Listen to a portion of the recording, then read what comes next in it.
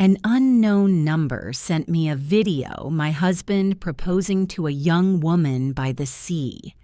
He told me he was on a business trip. I silently typed one word. An hour later, 77 missed calls from my husband. Good day, dear listeners. It's Diana again. I'm glad you're here with me. Please subscribe to my channel and like this video. And also, let me know in the comments which city you're listening from. That way, I can see how far my story has traveled. People always say you never really know someone until something breaks. I used to roll my eyes at that. I was 38 years old, a marketing director at a mid-sized firm in Charlotte, North Carolina, and I'd been married to Daniel for 11 years. 11 years! I thought I knew every crease in his face, every habit, every lie he'd ever told, which, as far as I knew, were small ones, the kind every married couple trades. I already ate. Traffic was bad, I'm fine. I thought that was the full catalog. I was wrong. Our house was a colonial on Meadowbrook Drive, the kind of house you spend your 30s working toward and your 40s trying to fill with meaning. We had 2 dogs, a mortgage, a shared Netflix password, and a Thursday night habit of ordering Thai food and arguing mildly about what to watch. We didn't have children. That had been a slow, private grief we'd eventually made peace with, or so I believed. Daniel worked in corporate logistics, traveled maybe 6 or 7 times a year, always for 3 or 4 days at a stretch. I never questioned it. Why would I? He always called. He always came home smelling like hotel soap and carrying some small apologetic gift. A scented candle, a box of regional chocolates, once a snow globe from Denver that I kept on my desk because it made me laugh. Looking back now, I can identify the first crack in the foundation with embarrassing precision. It was February, 7 months before the video. He started going to the gym at 6 in the morning. That sounds like nothing. People change their routines. But Daniel had never been a morning person. Not in 11 years, not once. I teased him about it. He smiled and said he was getting serious about his health. He lost 14 pounds over 3 months. His shirts started fitting differently. He bought new ones, nicer ones, slimmer cuts. He began wearing cologne on days he wasn't going anywhere in particular. I noticed. Of course I noticed. But I told myself a comfortable story. Midlife, self-improvement, maybe a little vanity. Isn't that what women are always told? Don't be paranoid. Don't be controlling. Trust your husband. I trusted him. Then came the phone. Daniel had always been relaxed about his phone. Left it on the kitchen counter, never flinched when I walked by while he was texting. Starting in March, the phone went everywhere with him. To the bathroom, to the garage, face down on the nightstand. I noticed the pattern before I let myself name it. One evening, I reached across him to grab my water glass, and his hand shot out and flipped the screen before I could see it. It was reflexive, automatic. He laughed it off. Work stuff, sensitive contracts. And I laughed too, and neither of us mentioned it again. But something had shifted in me. Something quiet and cold like a stone dropped into still water. The business trips became slightly more frequent. An extra one in April. Another in June. Always plausible explanations. A conference, a client in Atlanta, a supply chain issue in Miami. I checked nothing. I was not by nature a suspicious woman. I had built my self-image partly around being the kind of wife who didn't snoop, who didn't make scenes, who was reasonable. Looking back, I think that self-image nearly destroyed me. The video arrived on a Tuesday in September at 11:14 in the morning. I was at my desk, eating a salad I wasn't hungry for, reviewing a campaign proposal. My personal phone buzzed. Unknown number. No message, just a video file, 22 seconds long. I almost didn't open it. I thought it was spam. I opened it. The footage was shaky, shot from a distance, but clear enough. A beach. I didn't recognize it immediately.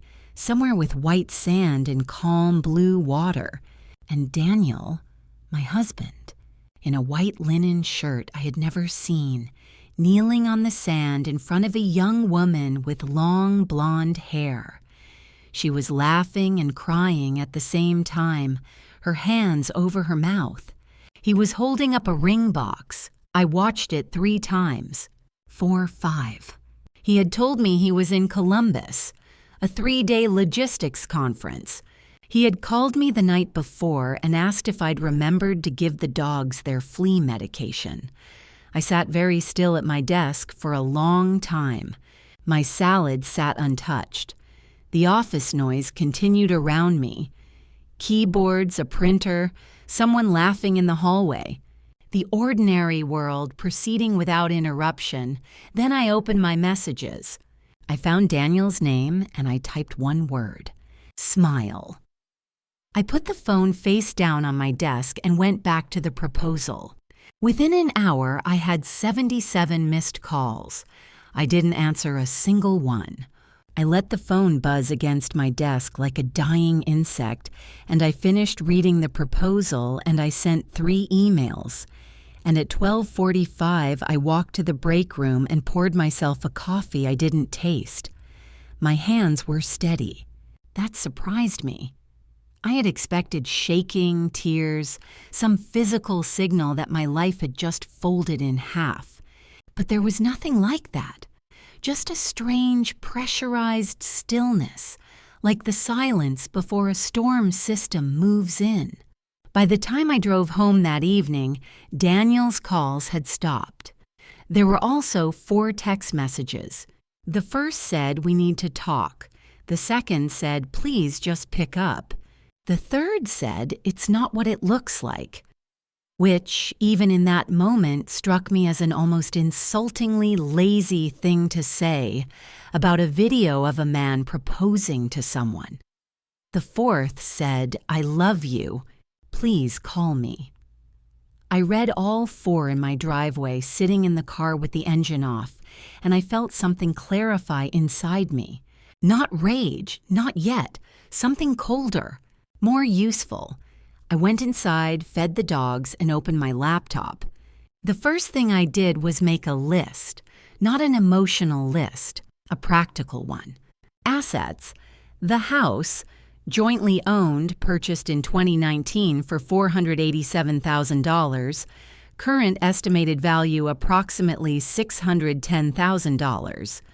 2 cars, his a leased BMW, mine a paid-off Honda, joint savings account, my 401k, his pension plan through the company, the investment portfolio we'd built slowly over the last 8 years. I wrote it all down in a spreadsheet with the calm efficiency of someone inventorying a warehouse.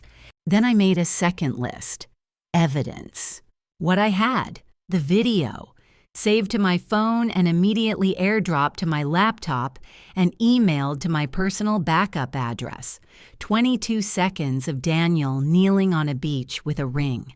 I noted the date, time, and the unknown number that had sent it. I screenshotted his 4 text messages. I wrote down the details of the trip he'd claimed. Columbus, the hotel name he'd mentioned, Marriott downtown, the conference he'd named Midwest Supply Chain Summit. That night, after the dogs were asleep and the house was quiet, I Googled the conference. It didn't exist. There was no Midwest Supply Chain Summit in Columbus in September. I cross-checked 3 different sites. Nothing. I poured myself a glass of wine and sat at the kitchen table and let myself feel it for exactly 20 minutes. The humiliation, the retroactive inventory of every business trip, every late text, every new shirt, and early morning. The specific, nauseating realization that he had been planning to propose to someone else while still legally married to me, which meant he had been planning a future that required my erasure. I wasn't a wife he had fallen out of love with. I was an obstacle. 20 minutes, then I closed that door and started thinking. Here is what I knew about myself. I was not going to cry in a lawyer's office. I was not going to send a furious text at midnight. I was not going to call his mother or post anything on social media or show up wherever he was. All of those options had one thing in common. They were emotional, and emotional meant reactive. And reactive meant losing the advantage. I had exactly one advantage. Daniel didn't know what I knew about what I was doing, and I intended to keep it that way. The plan that formed over the next 2 hours was simple, logical, and ruthless in its patience. Step 1. Consult a family law attorney before Daniel returned home. Not to file anything yet, just to understand the legal landscape. What did marital infidelity mean for asset division in North Carolina? What records could I legally access? What should I not touch, not say, not do, that could compromise my position later? Step 2. Document everything. Continue gathering evidence quietly. The video was powerful, but a good attorney would tell me what else I needed. Step 3. Do not change my behavior. When Daniel came home, I would be normal, calm, unbothered. I would let him think his panic calls had worked, that I was confused, that I wanted to talk it through. I would give him enough rope. Step 4, protect the finances. Without moving anything that could be flagged, I needed to understand exactly what existed and where. I closed the laptop at midnight. Daniel texted one more time. I'm coming home tomorrow. Please be there. I set the phone on charge, took the dogs upstairs, and slept better than I had in months. The attorney's name was Margaret Holloway, and she came recommended by a colleague at work whose divorce 3 years earlier had been, in that colleague's words, surgical.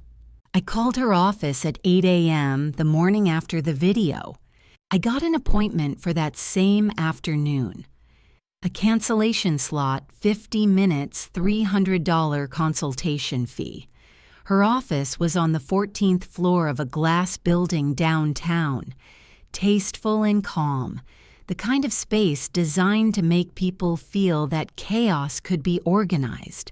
Margaret herself was in her early 50s, silver-haired with the composed energy of someone who had heard every version of every story and remained unshockable. I liked her immediately. I told her everything in order. I showed her the video, the text messages, my 2 spreadsheets. She took notes without interrupting. When I finished, she looked at me over her reading glasses and said, "You haven't responded to him since the one-word text?" "No." She almost smiled. "Good. Keep it that way until we talk again." North Carolina, she explained, is an at-fault divorce state, one of the few remaining. This meant that documented adultery was legally relevant to the proceedings, not just emotionally. It could affect the division of assets, and critically, Daniel could potentially face what the state calls alienation of affection liability. It was an old statute, rarely applied, but not toothless. She told me what to document, how to document it, and what not to do. Don't access his email or phone without consent. Don't move money without documentation. Don't discuss the case on social media or with mutual friends. "Are you sure you want to proceed?" she asked, not with doubt, just with the professional duty to ask. "I've never been more sure of anything," I said. and I meant it. I paid her fee in cash, a deliberate decision, and drove home 40 minutes before Daniel's flight was due to land. He walked in at 6:30 p.m. with his roller bag and a bouquet of grocery store flowers that made me feel something between pity and contempt. He looked terrible, pale, unshaven, the specific haggard appearance of a man who had spent 24 hours terrified of his own choices. He said my name like a question. "Hi," I said. "I was at the stove making pasta." "Hungry?" The confusion on his face was almost worth the previous 24 hours. He had prepared, I could see, for tears or screaming or cold silence. He hadn't prepared for pasta. We sat across from each other and he talked for a long time. The story came out in pieces, contradicting itself, rearranging itself, trying on different shapes. Britt, he called her Britt, was someone he'd met 18 months ago at an actual conference in Phoenix. It had started as nothing. It just happened. He hadn't meant to fall in love. He hadn't planned the proposal. It had been impulsive. He was confused. He still loved me. He was so sorry. I listened. I asked calm, quiet questions, the kind that sounded like a wife trying to understand, and were actually a woman gathering testimony. How long had they been seeing each other? 18 months. Had she known about me? A pause. She knew I was married. Where were you when you proposed? Destin, Florida, her idea. She'd rented a beach house. I filed every answer. I ended it, he said finally. When you sent that one word, I called her and ended it. We're done. I want to fix our marriage. I want to fix us. I looked at him across the table. 11 years of shared life. 2 dogs, a snow globe from Denver, 1,000 Thursday nights. And underneath all of it, 18 months of lies so comfortable he'd almost built a second future on top of them. "Okay," I said. "I need some time to process. Let's just be calm this week." He exhaled with visible relief. What he didn't know, couldn't know, was that while he'd been on his flight, I had forwarded the video to Margaret. Margaret had forwarded it to a private investigator she worked with regularly, a woman named Carol Lewis, who had already begun pulling records.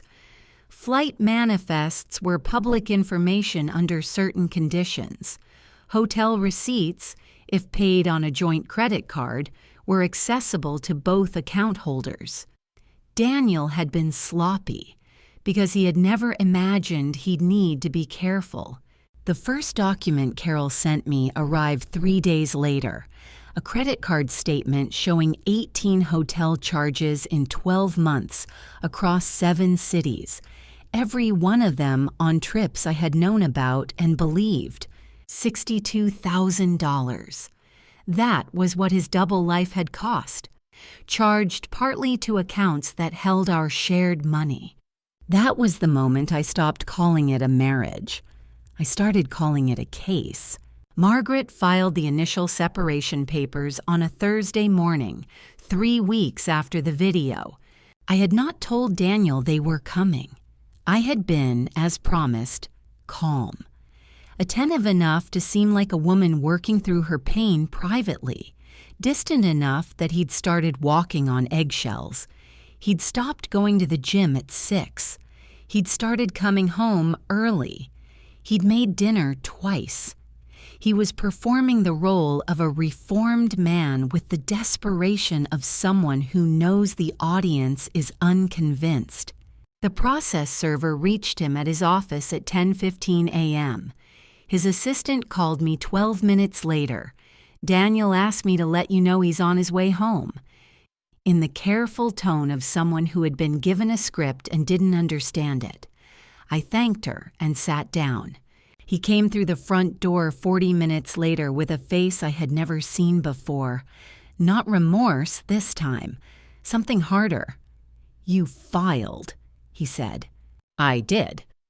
"Without telling me. You didn't tell me about Destin." He stood in the hallway for a long moment, and I watched him decide who he was going to be. The man who apologized chose poorly. "Margaret Holloway," he said, with a different voice, quieter, more deliberate. "I know who she is. She's a pit bull, Sarah. This is going to be a war." "Okay," I said. "You're going to blow up everything we built. You built a parallel life on top of what we built. I'm just responding to the foundation you laid." That was when his phone rang. He looked at the screen and stepped outside to answer it. I stood in the kitchen and waited. When he came back in, something had shifted again. He was steadier, which made me more alert, not less. "Britt's father is a real estate attorney in Tampa," he said. "He's going to help her understand her options." I almost laughed. "Her options for what, Daniel? She wasn't married to you." "She was promised something. She has texts, emails. She's prepared to submit them as evidence that the affair was mutual and sustained, which under North Carolina law means—" "I know what it means." I kept my voice level. "My attorney is familiar with the statute." He moved closer, and for the first time I felt a flicker of something. Not fear exactly, more like the physical awareness of how high the stakes had become. "Sarah, I'm asking you to stop this. We can go to counseling. We can negotiate privately without courts, without attorneys making $400 an hour off our misery. But if you push this, Britt's father will make sure this gets complicated." Daniel stared at me. Then he left. He went to stay, I learned later, with a college friend in Raleigh. His exit was sudden and poorly packed. He left half his clothes, his good watch, the charger for his laptop. The dogs didn't seem to notice. I did. The following 3 days were quiet in the way that eye of the storm quiet feels different from ordinary quiet. Carol confirmed that Britt's father, one Gerald Marsh, had indeed contacted a colleague in the Charlotte legal community to inquire about cross-jurisdictional options. Margaret received a letter that was carefully worded but unmistakably a pressure tactic, suggesting that if I withdrew my adultery claim, the matter could be settled discreetly without further embarrassment to all parties. Margaret's response was 4 sentences long and cost Gerald Marsh nothing to understand. I took that Friday and the weekend entirely for myself. I drove 3 hours to Asheville, checked into a small inn near the river, and spent 2 days doing nothing that required any strategy at all. I walked. I ate well. I read a novel I'd been meaning to read for 2 years. I called my sister and talked for 2 hours without crying more than once. By Sunday night, sitting on the inn's small porch with a glass of wine and the sound of the French Broad River below, I realized I felt something I hadn't expected. Ready. Not angry, not righteous, not even sad. Just very, very ready. I came back from Asheville on Monday morning and found a gift basket on my front porch. High-end, professionally arranged, wine, artisan crackers, a small jar of truffle honey, a handwritten card. The card read, "Sarah." I know this is painful for all of us. I'd love to talk, woman to woman. I think we might understand each other better than you'd expect. Britt. I stood on the porch in the early September light and looked at the basket for a long moment. The audacity of it was almost artistic. I took a photo of the basket and the card for my records, then left the basket on the porch. I called Margaret. "She made contact," I said. "Of course she did," said Margaret. What did it say? I read her the card. A pause. Leave it there. Don't touch it. Don't return it. Don't respond. I'll note the date and time of the contact attempt. If she reaches out again, same protocol. What is she trying to accomplish? Best case. From her perspective, she wants to assess you, see if you're volatile, if you can be managed, if there's an opening for a negotiated retreat that benefits Daniel. She's not acting alone. That basket came from a conversation with Daniel and probably with her father. I thought about that. A 26-year-old woman. I knew her age from Carol's background report, her full name, her social media, her job as an event coordinator in Tampa, sending a truffle honey basket to the wife of the man she'd been sleeping with for 18 months as a strategic opening move. It would have been darkly funny if it weren't also clarifying. I was not dealing with a naive girl who hadn't understood what she'd walked into. I was dealing with someone who had made choices and was now protecting her investment. The attempted contact from Britt was the push I needed to do something I had been postponing. Tell people. I don't mean broadcast it. I mean the small, essential circle. The people whose knowledge would become structural support rather than social drama. I started with my sister, Rachel, who I'd partially told in Asheville, but now told fully. Rachel was a forensic accountant in Seattle, methodical and unshockable, and her first response was, "Send me all the financial documents. I'll look at them independently." I did. Then I told my closest friend, Deanna, who had known Daniel for 9 years, and whose reaction was a silence so long I thought the call had dropped. Then, "I need you to come over." I did that evening, and we sat in her kitchen until midnight, and she said almost nothing that wasn't useful. And then, and this was the one I'd been most uncertain about, I told my manager at work, not the personal details, but enough. I was going through a divorce. It might create some unpredictability in my schedule. I wanted him to know before he wondered. He said, without hesitation, "Take whatever you need. Your project load stays manageable." I thanked him and felt the specific relief of not carrying something alone. By the end of that week, I had 3 people actively in my corner who understood the full picture. Deanna, who checked in daily, Rachel, who was building a parallel financial analysis, Margaret, who was constructing a legal narrative, and Carol, still quietly working. Daniel, meanwhile, was doing what people do when their careful plans begin to unravel. He was overcorrecting. He texted every few days, sometimes pleading, sometimes practical. When should I get the rest of my things? Once, memorably, a long and rambling message at 1 a.m. that appeared to have been written after several drinks, full of grievances I hadn't known he had, about feeling suffocated and invisible in our marriage. I read it once and forwarded it to Margaret with a note. For the file. Was it painful? Of course. I won't pretend it wasn't. There were moments, usually early in the morning, before full consciousness restored my armor, when the grief hit without warning, the specific sorrow of a life being disassembled not because it had failed naturally, but because it had been betrayed.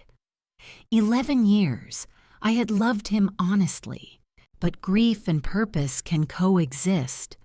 I had learned that somewhere in the preceding weeks, in the space between Asheville and the gift basket on my porch, between Margaret's legal letters and Rachel's spreadsheets, I was mourning and I was moving, both things simultaneously. The basket was still on the porch when the FedEx driver raised an eyebrow at it on Thursday. I told him it was a donation. They came on a Saturday. I was in the backyard with the dogs when I heard the doorbell. 2 figures visible through the frosted glass of the front panel. I recognized the shape of one of them. Daniel. The other was shorter, female. I stood for a moment in the yard, feeling something cool and focused settle over me. Then I walked through the house and opened the door. Britt Marsh was prettier in person than in her social media photos. Late 20s, sun blonde with a studied pleasantness that I recognized immediately as rehearsed. She was dressed carefully, nothing provocative, a soft blouse, minimal jewelry, the visual language of reasonable and apologetic. Daniel stood half a step behind her, which told me everything about who had arranged this visit. "Sarah," he said, "can we come in?" I looked at him, then at her, then back at him. "No," I said, "but I'll stand here for a few minutes." Britt spoke first, which I suspected had also been planned. Her voice was measured, warm, the voice of someone who had practiced. She was sorry, she said. Truly. She hadn't intended for things to go this way. She'd been young and she'd made choices she regretted. She wanted me to know there was no hostility on her part. She and Daniel were prepared to be reasonable. They weren't trying to take anything from me. They just wanted to move forward, all of them, with minimal damage. "We think," Daniel said, "that pursuing the at-fault claim is going to hurt both of us more than it helps. Financially, emotionally. We've talked to Gerald and—" "You've talked to her father about my legal strategy," I said. "We've talked about what a reasonable resolution looks like." "And what does it look like?" Britt leaned forward slightly. "An equitable split. Private mediation instead of court. No adultery claim on the record. That protects you too, Sarah. You don't want this story public either." I looked at her with what I hoped was polite curiosity. The way you look at something mildly interesting that you're not going to touch. "I want to make sure I understand. You're asking me to withdraw a legally supported claim, accept a private mediation process controlled by terms you've already discussed with your father, and do this in order to protect me." She maintained the warmth. "We think it's better for everyone. You've been sleeping with my husband for 18 months, I said pleasantly. You accepted a marriage proposal from a man who was legally married. And now you're standing on my porch explaining what's better for me."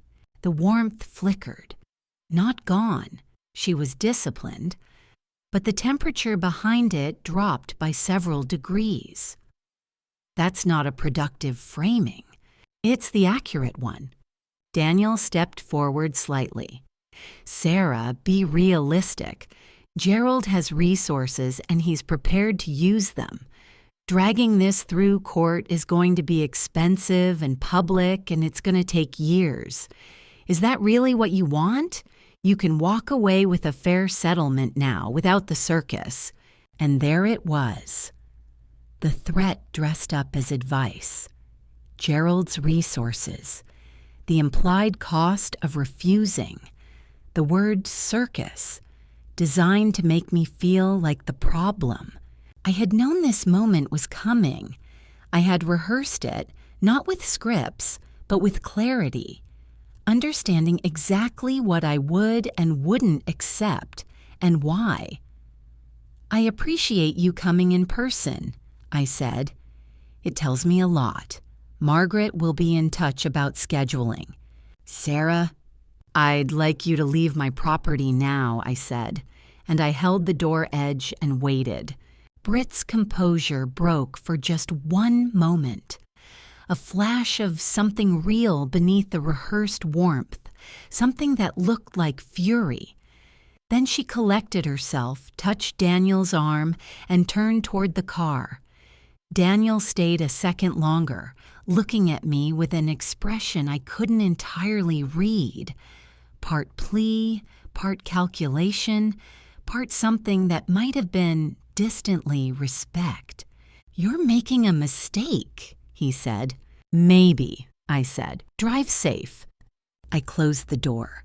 I leaned against it in the hallway with the dogs bumping against my legs, and I let myself feel the fear, because it was there, real and sharp. Gerald Marsh was not nobody. Resources were not nothing. A long court process was not nothing. I stood with all of that for 60 seconds, and then something interesting happened. The fear turned into fuel. It clarified the stakes. It confirmed that what I was doing mattered enough for them to drive 3 hours to stop me. If they were this frightened of my case was strong. I called Margaret on Monday morning and said, "Let's move forward with everything." The deposition was scheduled for a Wednesday in November, 4 months after the video. Margaret had requested it. The opposing counsel, a Charlotte attorney hired at Gerald Marsh's direction, a man named Fowler, had resisted and then complied. The session was held in a neutral conference room in a downtown law office, the kind of room that smells of old paper and forced neutrality. Daniel was present with Fowler beside him. A court reporter sat at the end of the table. Margaret sat next to me, and across from us the weight of everything we'd built over 4 months. I had not seen Daniel in 6 weeks. He looked older, or maybe just less assembled. The careful gym-shaped confidence of the spring had given way to something more ragged. He didn't look at me when I came in. The deposition proceeded methodically. Margaret had prepared me so thoroughly that I felt less like a witness than like an architect, watching a building go up exactly as designed. Every question she posed to Daniel had been constructed around what we already knew, so that his answers either confirmed the evidence or created a contradiction the record would reflect. The $62,000. He confirmed the credit card charges. He'd had no choice. They were documented, and characterized them as personal spending he'd intended to repay.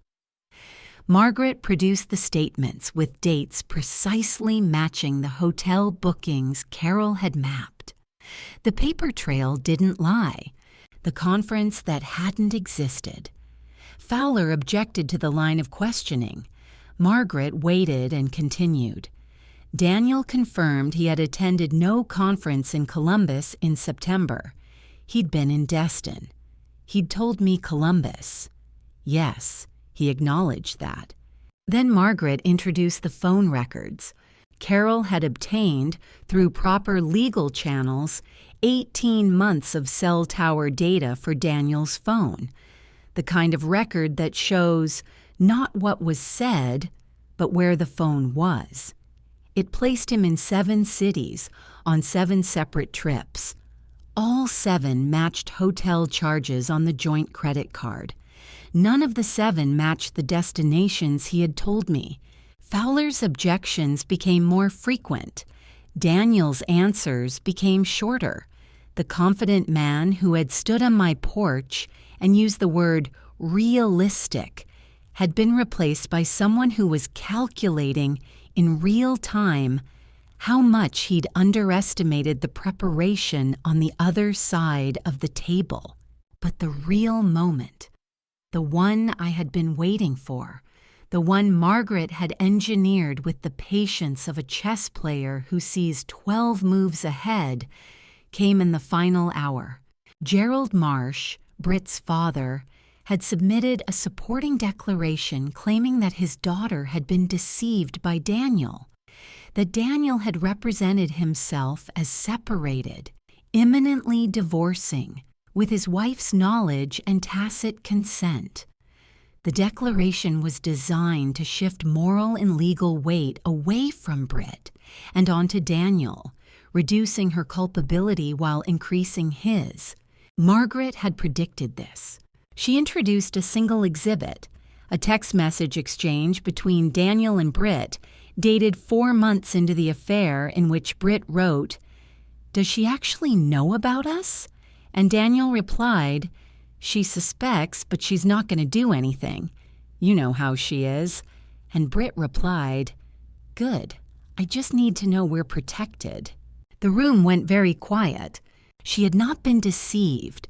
She had asked the question, received the answer, and used it to assess her own protection. The declaration her father had submitted, the declaration that a Tampa real estate attorney had put his professional reputation behind, was contradicted entirely and precisely by his own daughter's text messages. Fowler asked for a recess. During the recess, I sat in the hallway with Margaret, who was making notes with the brisk efficiency of someone entirely unsurprised. "That was the declaration," I said. "That was the declaration," she agreed. He didn't know about those texts. Nobody on their side reviewed the full message thread. They reviewed enough to build their narrative. We reviewed everything. She looked up at me. "Are you all right?" I thought about it honestly. The fluorescent hall, the fake fern in the corner, the muffled voices behind the conference room door, Daniel's expression when the exhibit went up, something crumpling at the center of it, the careful architecture of his double life exposed under lighting it had never been designed for. "Yes," I said, "I'm all right." When the recess ended and we returned to the table, Daniel's eyes finally found mine. I held them for a moment. No anger, no satisfaction, just steadiness. 11 years and one Wednesday morning in November. Then I looked at my notes and we continued. The case settled 5 weeks after the deposition. It was not the settlement Daniel and Gerald Marsh had arrived on my porch to propose. It was not private mediation on their terms, not an equitable split as Britt had defined it, not a quiet resolution designed to minimize inconvenience to the people who had caused the problem. It was something else entirely.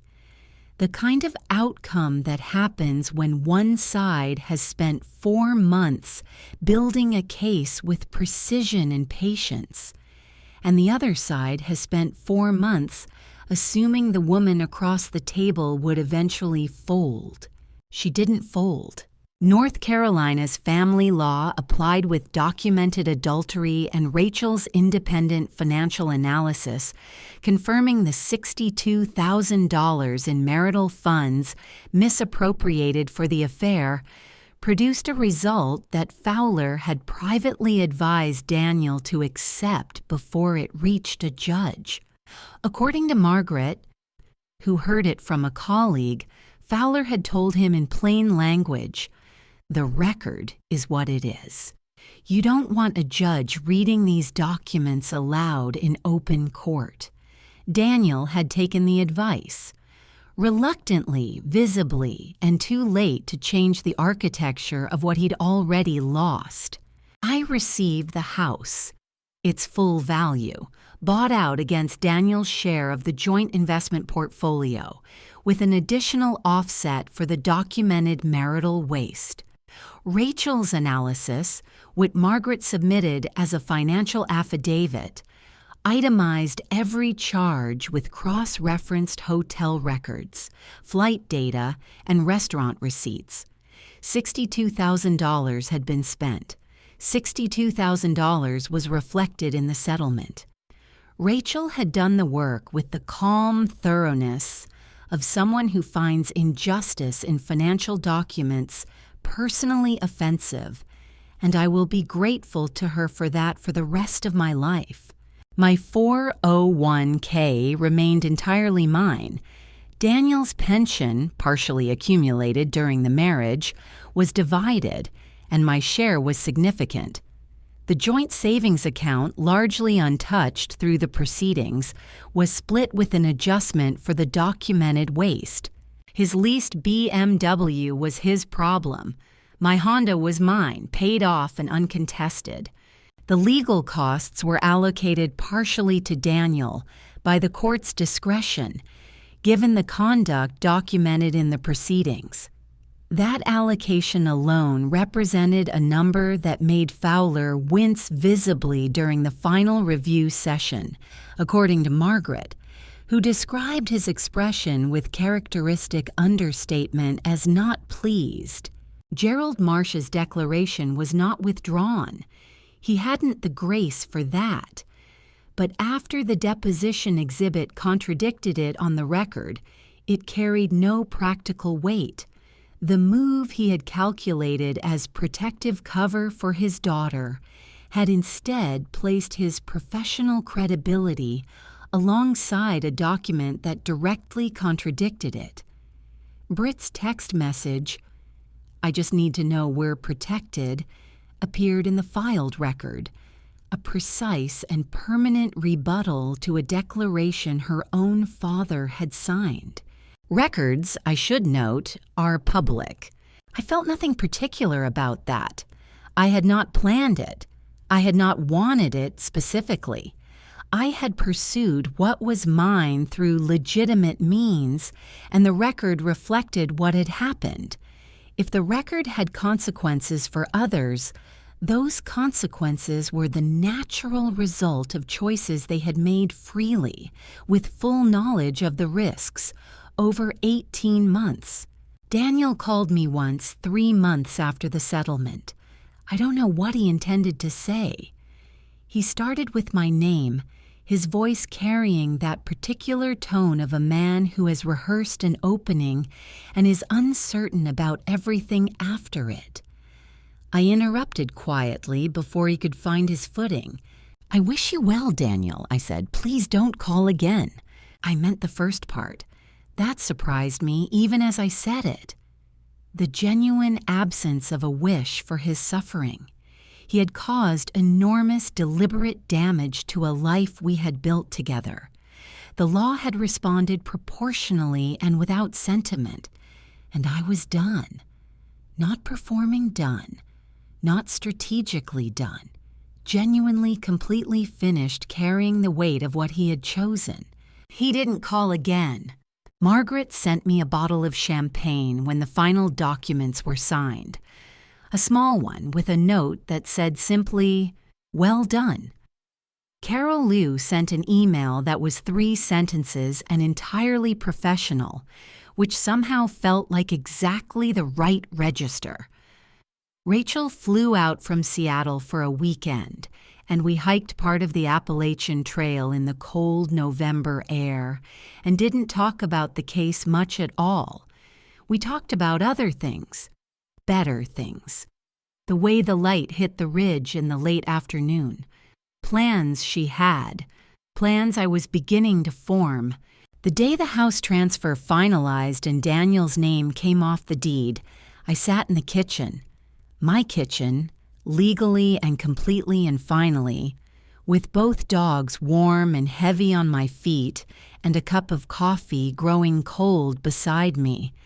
And I thought about the woman who had opened a 22-second video at her desk on a Tuesday in September and gone very, very still. She'd been terrified. I could admit that now, clearly and without shame. Terrified and humiliated and completely alone with it in the middle of an ordinary afternoon, in an office full of people who had no idea. But she had picked up her phone. She had typed one word, and she had not flinched from a single thing that followed. The first year after the settlement was the quietest of my adult life, in the best sense of that word. I repainted the living room in February. A warm terracotta I had wanted for years, and Daniel had always vetoed in favor of something neutral, something safe, something that wouldn't commit. I painted it myself over a long weekend, badly at first and then with improving technique, and when I finished and stood back and looked at it in the afternoon light, I felt something close to pure satisfaction. A small thing, a real thing. I planted a kitchen garden in the spring, the kind driven by more enthusiasm than expertise. Tomatoes that came in all at once and overwhelmed me. Basil I couldn't use fast enough. One ambitious row of bell peppers that mostly did what they wanted. I gave bags of tomatoes to Deanna and to the neighbors on the left, a retired couple named the Garcias, who had never once said anything about the process servers or the lawyer's car in the driveway, for which I was grateful in a way I couldn't quite articulate. I bought a good armchair for the corner of the bedroom, a wide one with an ottoman, and put a good lamp beside it and spent entire Sunday mornings reading without checking the time or feeling that I should be doing something else. That freedom, the permission to simply be still without managing anyone else's comfort, was newer than it should have been, and I didn't take it for granted. The dogs thrived. Hank, the older one, had developed a late-life philosophy about afternoon sun on the porch that I found deeply reasonable and encouraged. Maisie, the younger, had decided that the kitchen garden was her personal project and had to be gently discouraged from it on a daily basis. Both of them were, in their uncomplicated way, the best company I had. At work, something shifted that I hadn't anticipated.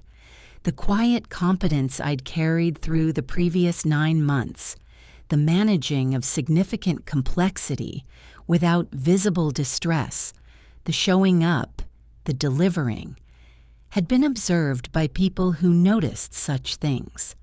In March, I was offered a senior VP position that I would have hesitated over before, would have questioned my readiness for, would have deferred on for another year out of some habitual caution I'd never examined. I said yes without hesitation and started the following Monday. The work was demanding and interesting, and mine in a way that felt different from before, as though I had renegotiated my own terms with it. I started seeing a therapist in January, Dr. Amara Collins, referred by my physician, direct and thoughtful and not at all interested in offering easy comfort. We talked about the marriage and the betrayal and the specific layered grief of discovering that a life you'd believed in had been quietly hollowed out from underneath. But we also talked, and this was the part I hadn't expected, about who I had been before the marriage. The choices I'd made that were entirely mine, the self-image I'd built around being reasonable, being unbothered, trusting without verification. Not to assign blame where it didn't belong, but to understand the full architecture. It was the most honest conversation I'd had in years, and I went back every 2 weeks without fail. By summer, I was genuinely happy. Not performed, not curated, not the version of recovery you post about. The quiet, load-bearing kind that requires no documentation. Dinner with Deanna every other week. Seattle in August with Rachel. Hiking in the cool Pacific air. Eating at a small restaurant she loved. Talking about her life and my life. And the general project of being women in our 40s, with more clarity than we'd had in our 30s. The ceramics class was a whim that became a standing commitment. I was not talented. I made 3 lopsided bowls and a mug with an uneven handle, and I kept all of them, arranged on the kitchen windowsill where the morning light hit them, and I liked them more than any object in the house that had been chosen jointly. Daniel, I heard through peripheral channels, the kind of information that arrives without being sought. Through Deanna, through a mutual colleague, through the small connective tissue of shared communities, was living in the Raleigh rental on a budget significantly reduced by legal fees. He was still at the same company at reduced seniority following a restructuring that had, by most accounts, not been entirely coincidental in its timing. He and Britt were still together in the functional sense of that word, though no second engagement had been announced, and what Deanna described as the shine appeared to have left the arrangement sometime around the deposition. Britt had relocated to Atlanta, working at a smaller firm. The Tampa promotion had not been the last professional consequence. There had been a general deterioration in the relationship with her previous employer that had preceded her resignation by several uncomfortable months. Her social media presence had gone quiet, then private, then largely dormant. Gerald Marsh had not, as far as anyone could determine, emerged professionally enhanced from his involvement in the Charlotte proceedings. I did not seek any of this out. I received it the way you receive weather reports for places you no longer live, with mild, dispassionate interest, and then you move on. What I felt when I let myself sit with it was not satisfaction at their difficulty, but something more like the quiet recognition of physics. What you set in motion tends to continue in motion. The choices made over 18 months had trajectories. The trajectories had arrived at destinations. That was all. On the 1-year anniversary of the settlement, I drove to Asheville.